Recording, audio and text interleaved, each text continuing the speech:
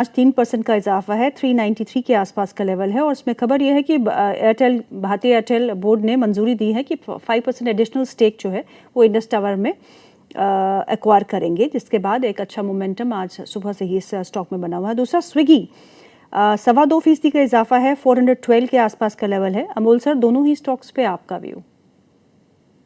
Indus tower अगर हम आज देखते हैं तो जरूर गैप अप हुआ है, उसके बाद थोड़ा सा साइडवेज मोमेंटम देखने को मिला है। लेवल्स काफी प्रॉमिसिंग है। एक तो बीच में उससे पहले शार्प रिवर्सल आया था और 200 डे सिंपल मूविंग एवरेज के पास स्टॉक ने एक हायर बॉटम फॉर्मेशन किया था। 200 day simple moving average level आ रहा है अराउंड 365 के। मुझे लगता है पोजिशनली जब तक ये मेंटेन है उसके ऊपर ये अप ट्रेंड बना रहेगा। रेजिस्टेंस जोन रहेगा इमीडिएट में स्टॉक के लिए, वो रहेगा 405 410 का।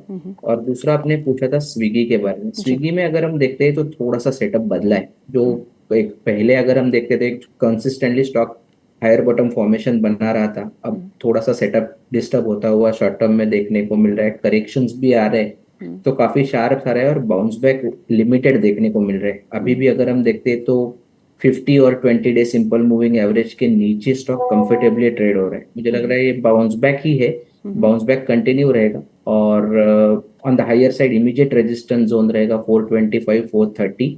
उसके नीचे जब तक है मुझे लगता है थोड़ा सा वीक सेंटीमेंट कंटिन्यू रहने के चांसेस चार्ट्स पे दिख गया है।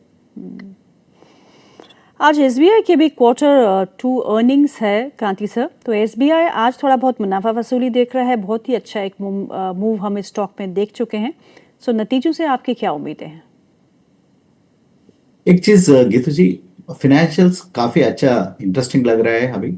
अगर निवेशक को 2-3 साल का टाइम होराइजन, इन्वेस्टमेंट होराइजन है तो डेफिनेटली एसबीआई का में इन्वेस्टमेंट कर सकता है। और काफी एक्शन हम लोग देखने वाला है पीएसयू बैंक्स में। काफी कंसोलिडेशन का न्यूज भी है। शायद बजट तक हम लोग देख सकते हैं इसका एक्टिविटी। बट रिजल्ट्स के बारे में देखें तो एक पॉजिटिव क्वार्टर रहने वाला है स्टेट बैंक ऑफ इंडिया के लिए। और काफी ओवरऑल सब्सिडरीज का परफॉर्मेंस भी काफी अच्छा है। सो इसलिए पॉजिटिव मूवमेंट हम लोग देख सकते हैं एसबीआई को। सो अगर पीएसयू बैंक्स में कुछ खरीदना हो क्रांति सर, तो क्या खरीदे एसबीआई को छोड़ के, क्योंकि बाकियों के नतीजे बहुत अच्छे आए हैं? अगर निवेशक लॉन्ग टर्म इन्वेस्टर है तो कैनरा बैंक डेफिनेटली देख सकता है ये रेंज में। और बैंक ऑफ बड़ौदा भी काफी मोमेंटम हम लोग देख रहे हैं। So Canara bank and bank of Baroda देख सकते हैं। और काफी अदर बैंक्स भी नॉर्मली मूव होता है, but these two will be our remaining top picks in PSU banks.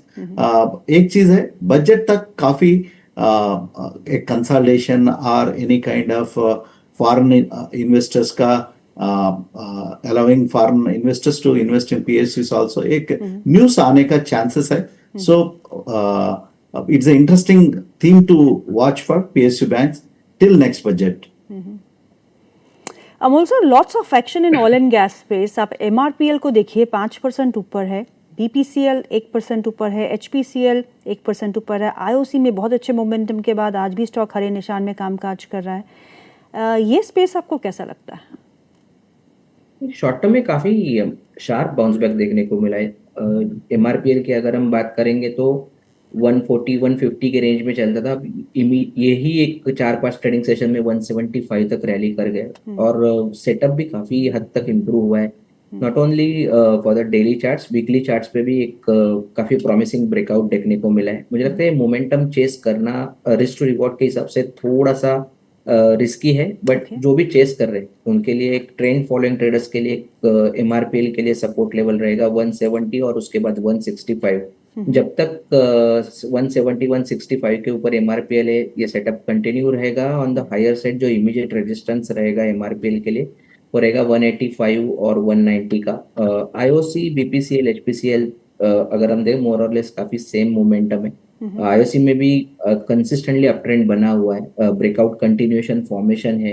166 एक इम्पोर्टेंट लेवल रहेगा, अप ट्रेंड मेंटेन रहेगा। उसके नीचे थोड़ा सा प्रॉफिट बुकिंग हम और बढ़ते हुए देखने को मिल सकता है।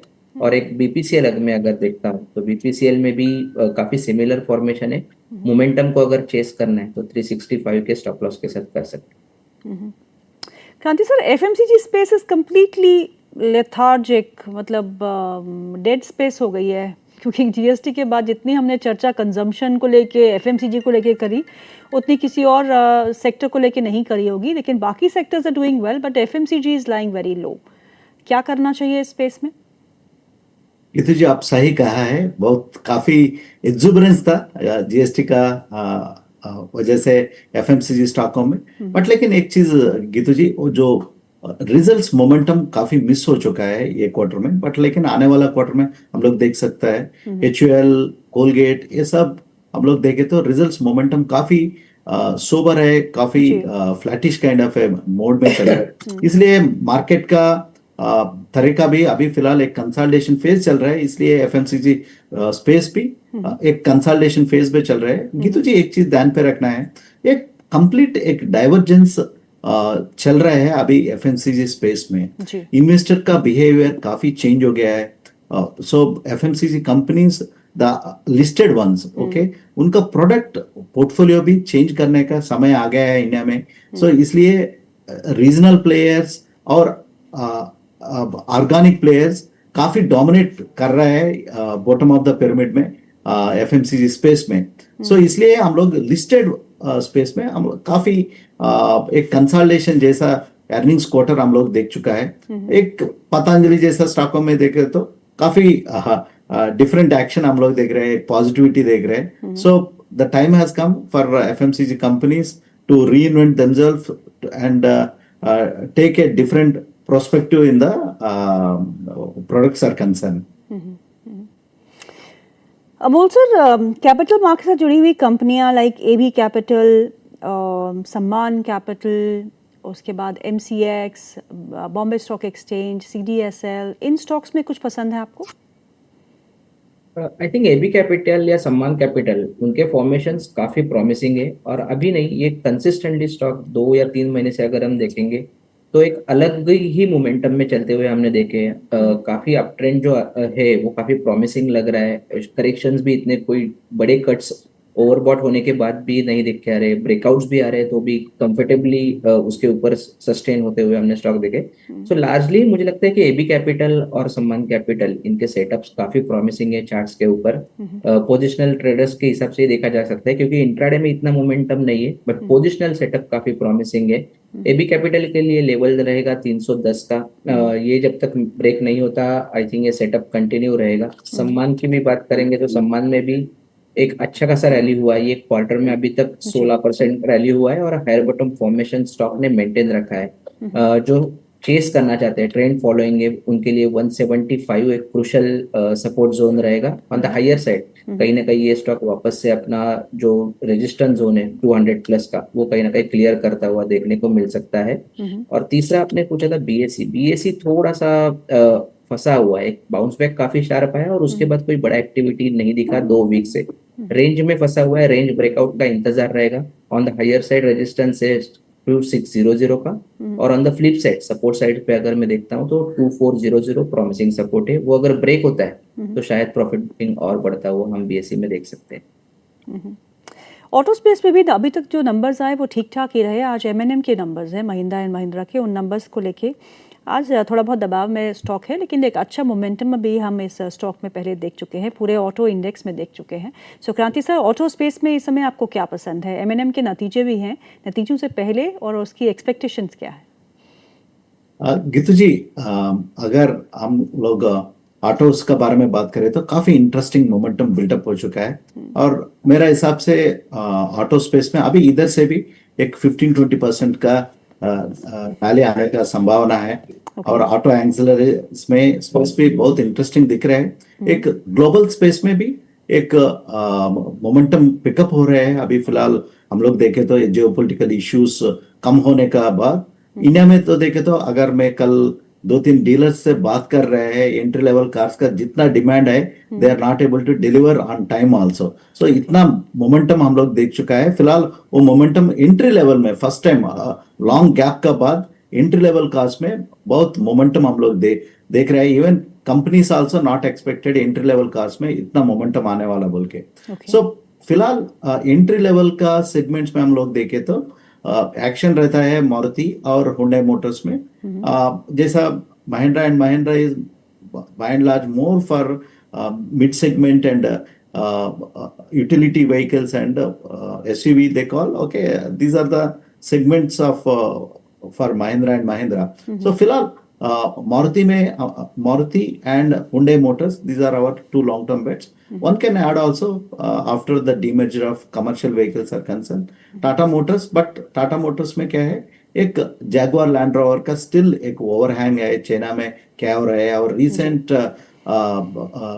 cyber attack and JLR business also have some impact on Tata Motors. So फिलहाल हम लोग देखें तो first Maruti and Hyundai Motors are our top picks in the entire auto space is concerned, OEMs के बारे में.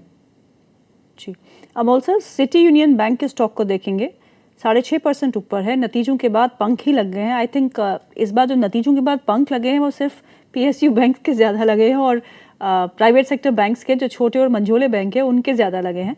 और CUB में भी काफ़ी अच्छा मोमेंटम देखने को मिल रहा है. फेडरल बैंक जहां मोमेंटम बना हुआ है, थोड़ा बहुत आज प्रॉफिट बुकिंग हायर लेवल्स पे देखने को मिल रही है, फिर भी अपने रिकॉर्ड स्तरों के आसपास ही कामकाज करते हुए. दोनों ही स्टॉक्स पे आपका क्या नजरिया है?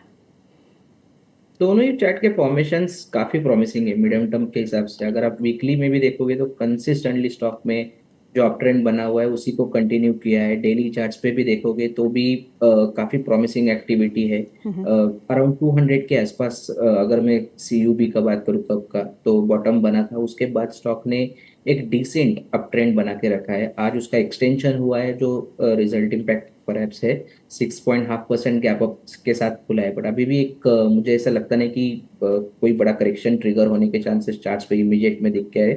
थोड़ा सा डल या थोड़ा सा साइडवेज मोमेंटम जरूर हो सकता है. 235 एक ट्रेंड डिसाइडर लेवल रहेगा, उसके ऊपर है तो ये सेटअप कंटिन्यू है. ऑन द हायर साइड 260 270 तक ये जा सकता है. फेडरल बैंक में अगर मैं देखता हूँ तो जरूर ओवरबॉट है, इसके कारण थोड़ा सा ड्रॉप देखने को मिला है. एक रेंज ओपन करेगा शायद से, जिस तरीके का सेटअप बन रहा है, क्योंकि काफी प्रॉमिसिंग रैली हुआ था. रेंज रहेगा जिस तरीके का सेटअप है 230 225 on the down side, on the higher side 240 245 resistance zone रहेंगे शॉर्ट टर्म ट्रेडर्स के लिए. अमोल सर, आपके कौन से आज के पिक्स हैं, स्टॉक पिक्स? 2 स्टॉक्स पिक किए पोजिशनल पॉइंट ऑफ व्यू से. उसमें से पहला है SBI कार्ड, 890 के आसपास है. पोजिशनली टारगेट निकल के आ रहे 935 के, और स्टॉप लॉस उसका रहेगा 875 का. थोड़ा टाइम ले सकता है, कंसिडरेट हो सकता है. लेवल्स अच्छे, करेक्शन खत्म करता हुआ